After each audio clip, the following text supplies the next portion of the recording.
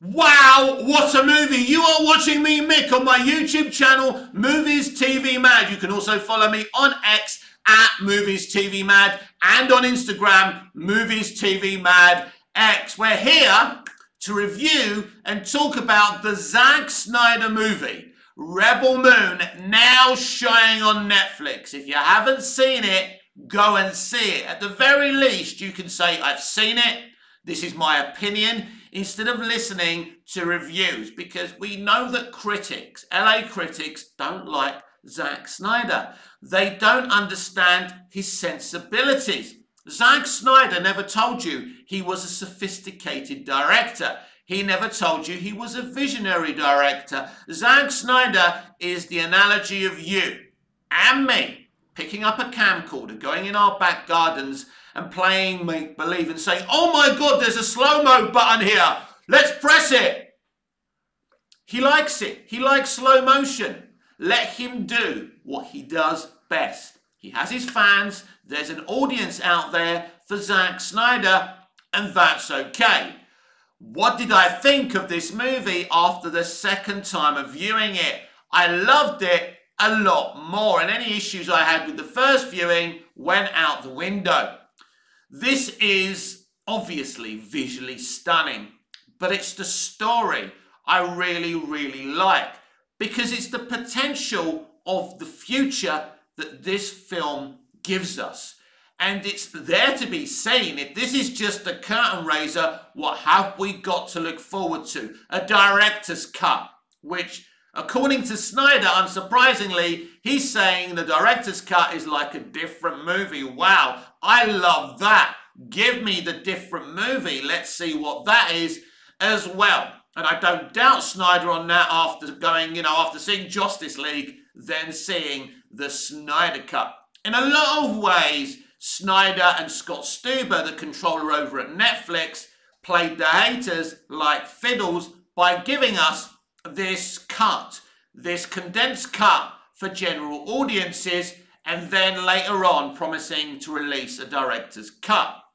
Because, as usual, the obvious people are going to buy it and hate what Snyder's done here. Snyder is always going to make Snyder movies, and you're either going to love him for that or hate him for that. And that's on you. If you don't like his movies, you probably shouldn't bother watching this movie, because this movie is more Zack Snyder than we've ever seen before. I think it would be interesting to rank Rebel Moon compared to the other Snyder movies. I think it's pretty high up. I don't think it beats any of his DC movies, but I liked it. If I was being, being balanced, I would put it at number 5 behind Watchmen.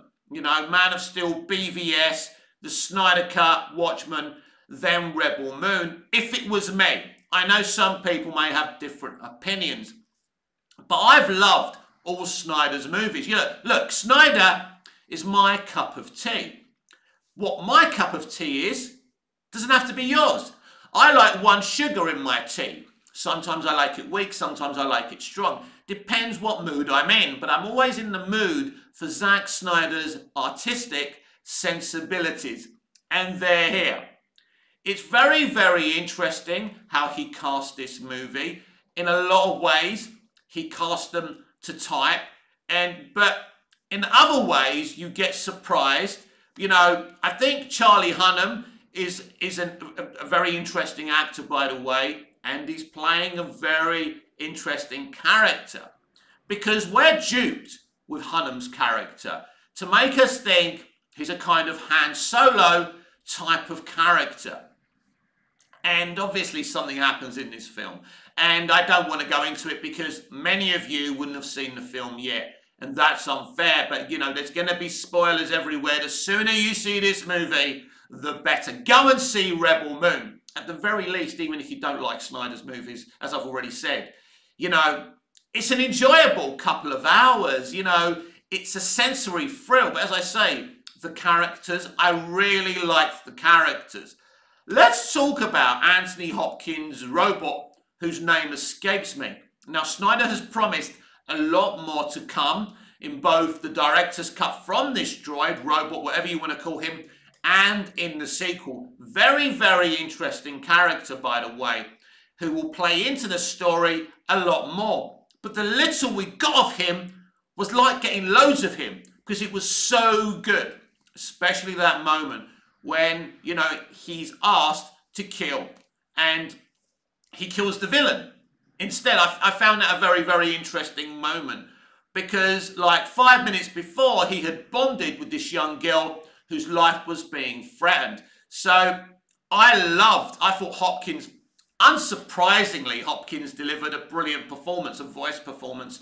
But Snyder is very good with forming relationships with classic older actors. He did it with Jeremy Irons. Listen, the point is, people enjoy working with Snyder. If I ever interviewed Snyder, I would ask him a question. You know, I'd say, you know, do you ever lose your temper on set? Because I know a lot of directors do. I'm a director myself. I direct my own plays with an amateur dramatic society. You know, and I do try and keep it very, very chilled and fun. But there's sometimes you do get frustrated with your actors. The thing is, I'm acting on stage while directing myself and others. But the thing is, with the relationship between directors and actors, sometimes they can't see what you can see, and they don't give you what you need them. And, you know, so like in rehearsals, it can be frustrating, but you do have to keep your frustration to yourself, because they're not doing it on purpose. But I would like to ask him how he formulates this calm environment, and does he ever lose his temper with actors? It would be very, very interesting to get an answer to that question, because all actors love Zack Snyder. Let's talk about his lead character, Cora. It is Cora, you know I'm shit with names. Anyways, it's Sophia.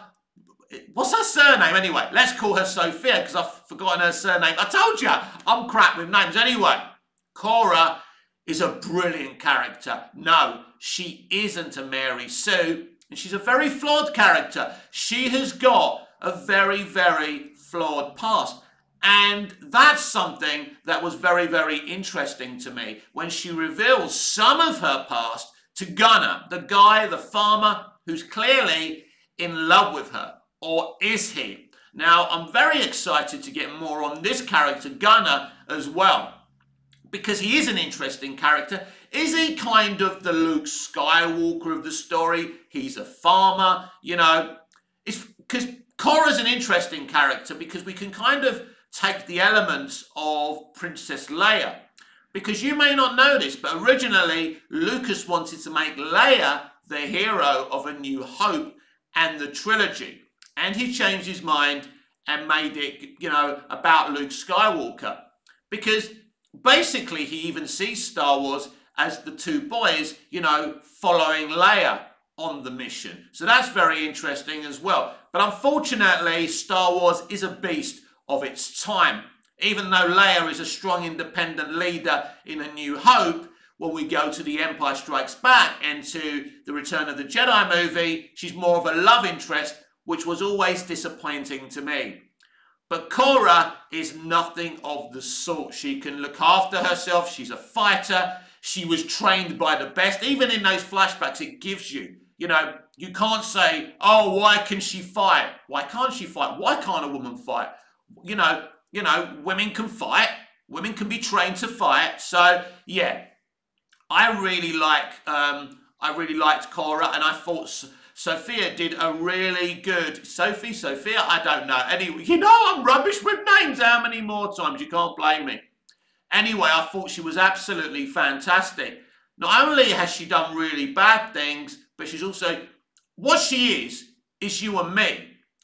She's been bad, and she's trying to be better. That's exactly like you and me trying to evolve, because people go on social media acting like having their moral high ground, judging other people. We judge each other all the time, but we're no better than other people. And that's what I like about Cora, that really she is a very flawed character. She had a flawed past. You know, her own family killed and taken in by a very, very bad person. And there's a lot of depth to her character, especially her past. And I'm going to really look forward to that being fleshed out within the director's cut and the sequel. And as I say, I really liked Gunner. Is that his name? Is that his name? I don't know his name. Anyway, but yeah, he was very, very, very good. I liked him. And that was that moment. By the way, the third act of this movie was outstanding. Because what I noticed about this movie, it didn't have any senseless violence or action. All the violence and action was to kind of progress the story. So there was a lot of character interaction, if you like, more than action at times. So the critics have said this film has a pacing problem. When they say that, it means, oh, there wasn't enough explosions. This film breathes, takes its time. It develops its characters to a point. There's some characters it doesn't develop and round out fully, but in the director's cut, you will see that. In the sequel, you will see it even more. And there's no question of that.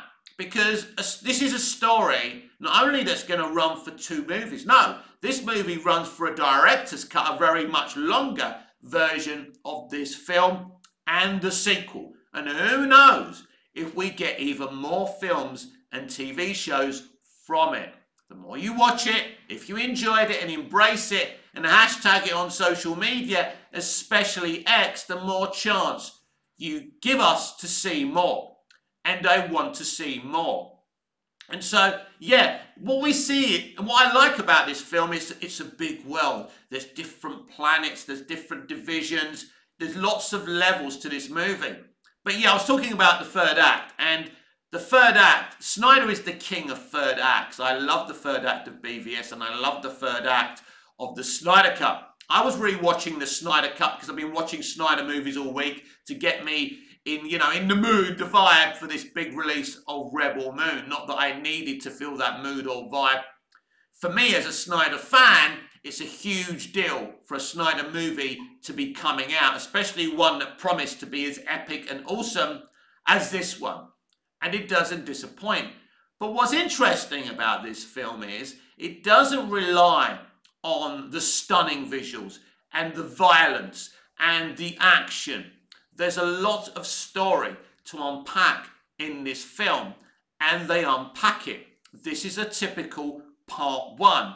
This film is mainly in its first half setup, but I was okay with it. I was never bored during this film. I found it very, very interesting. And a certain character whose twist I won't spoil, which we've already spoken about, interested me how they went at it. His introduction to Cora and her team was also very, very interesting. I think he gave the game away about his twist at a certain moment on the ship, which I found very, very interesting as well. Watch the movie so we can talk about it in future videos a lot more, because the sequel isn't till April, but I don't know when the director's cut is coming. For me, the sooner we get the director's cut, the better. I don't know if that director's cut will be on Netflix or they're selling it on physical media. I don't know what the plan is there. I basically kept my Netflix subscription all year for the trailers for Rebel Moon and to finally see Rebel Moon. I see very few things on Netflix or streaming. I'm not a lover of modern day TV and film. I don't think, and not a lot of it, modern day stuff doesn't really resonate with me, unfortunately. I should really start watching more new stuff, so at least we can do videos and discuss it. But I want to do a lot of things on this channel going forward, and I'm looking for a co-host. I've been looking for a co-host for a very, very long time. It doesn't necessarily have to be someone who lives in the same country as me in Cyprus. Obviously, that would be advantageous. But I'm sure if someone taught me how we could do videos, because I wouldn't know how to edit that together or anything like that. I'm not that technically minded. But yeah, I am looking for a co-host, someone probably female, because we don't want it to be a boys' club. But yeah, maybe another female who's into films as much as me. So we've got a boy and a girl, so we're a bit diverse. Yeah, because that would be fun, I think, and we can attract more. Because I don't think a lot of women watch my channel. Not that anyone really watches my channel, but I think it's mostly men and lads watching my channel. And I would like to see, some female nerds and geeks and film fans and fans of story coming in, because I want to widen the audience. Anyway, back to the movie. This is a very, very diverse movie, but everyone is cast via their talent. This is a brilliant cast. I love this cast. I thought they were absolutely brilliant, and I enjoyed their performances.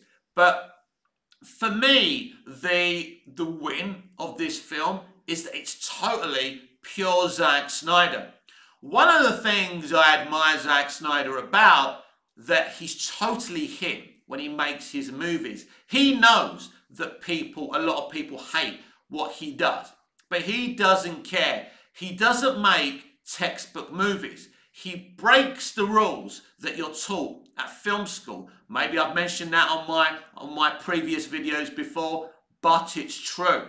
And here he's doing it again. He's telling his movie, his story, and there's a lot of commentary in this film. There's that brilliant moment when the Asian woman kills the other woman, the alien, who's taken that child because her children were killed. And someone says, "Well done, you killed her." And she says, "This isn't a moment I celebrate. One day this could be you, someone looking for revenge." And I think that's big commentary for from Zack. Zack's very a balanced dude in terms of war. And even when I've heard him talk about religion and science, we're either expected to believe in science or religion. And I think that's interesting as well. He's a very balanced dude coming from a lot of different angles. So there's a lot of good commentary in this movie about a bunch of ordinary people trying to take control back from their lives and protect this little village as well. So I like the opening of the film. It was very peaceful. It was very quiet. These people just working on this farm until the villains turned up wanting their crop. Now, the whole point of this villain is, no matter what happened, I think he was going to kill the leader anyway. And so that was very interesting. But Gunnar didn't help that situation, did he? He contradicted what the leader said. But let's be clear. Again, I've forgotten his name, but the main baddie didn't believe a word the leader, the older member of the farming community, was saying anyway. That guy was brown bread from the moment the villain turned up on that farm. And, he was just biding his time, going up to Gunnar, pretending he was going to be brown bread when it was actually the other guy. Again, I thought that was rather predictable, but it's supposed to be predictable, right? And it was a really good moment. Not that I want to see a good guy die, but it was a very interesting moment that I really, really enjoyed as well. And it is an interesting villain because he seems to be, in the end reveal, again, I won't give away because you probably haven't seen the movie yet, was very interesting because it gives us a more rounded idea of who this villain is. It seems to me, from the outside looking in, that maybe this villain is kind of trapped in a situation, and if he doesn't deliver, he dies. Interesting. Now, could this villain actually be the son of the main guy, the king guy, the one who found Cora? I'm assuming that guy in the ending reveal was the guy that took Cora from her people after he killed them in that battle. So could that be his son? Could he be kind of Cora's brother? I think that might be a thing, but we'll have to wait and see. As I say, this film, what I like about this film, it gives a lot of potential. But for me, it's easy for me to know if I'm going to like a film or not, because I was sitting there just going, wow, this movie is great. I love it. But what's great about movie opinions or opinions on everything, you are going to have a different opinion. If you've seen Rebel Moon, I'd love to know what you think about the film. And any opinion is validated by me, whether I agree with it or not. We're not here on Movies TV Mad to war with people. And I know some people have been upset with me in the past. There's one guy who did videos, found old videos of me dancing in my boxer shorts on my channel and thought it'd be fun if he mocked me. But at the end of the day, if you can't handle opposing opinions, that's on you. I'm here to talk about movies and TV, and if you are as well, any opinion is valid and I welcome it. Even the ones, especially the ones I don't agree with. So yeah, you don't have to kiss my backside. I don't like people kissing my backside. It's not a nice sensation that I feel anyway. But at the end of the day, you can agree or disagree with me. But for me, Rebel Moon, as I say, it's not the Great Dictator. You know, it's not The Godfather, but Zack never claimed he can make those types of movies. He never said he was Sir David Lean. He never said he was Martin Scorsese. As I say, he's just you and me with a camcorder in his back garden. He's just a little bit more artistically gifted than we are. And it's great to see someone who loves films. You know who he reminds me of? Quentin Tarantino. Another guy that just makes films his own way and basically says, fuck what you think. I love making films. I love films. I love watching films. And that's a guy who genuinely loves film because I've spoken to him before. And I'm sure he wouldn't remember speaking to me. But wow, I couldn't shut the guy up. It was a great pleasure talking to Quentin, especially his thoughts on Superman. And he's got a lot of thoughts on Superman. Really, really cool guy. But these guys, like Snyder and Tarantino, do things their own way. Now, Tarantino is more lauded for his style of filmmaking. And, you know, Snyder is hated for breaking every filmmaking rule in the book, which of course he does with Rebel Moon.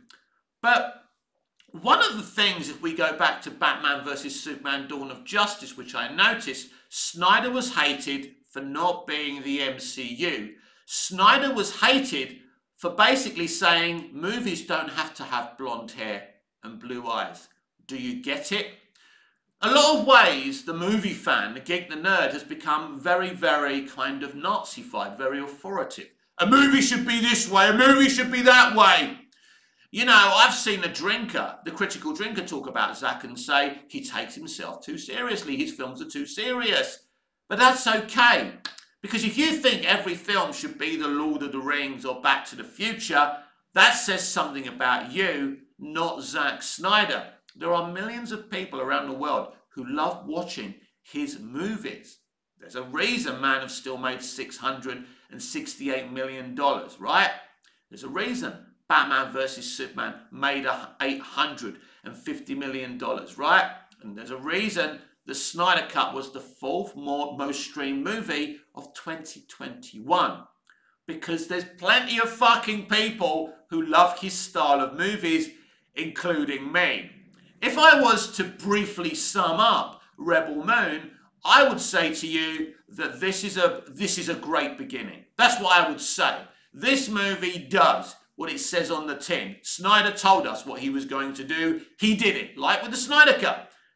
He gave us what he promised. Snyder never lies to his public or his fans. He doesn't overcompensate just to get you to watch his movies. That's what I like about him. He's not a con artist, right?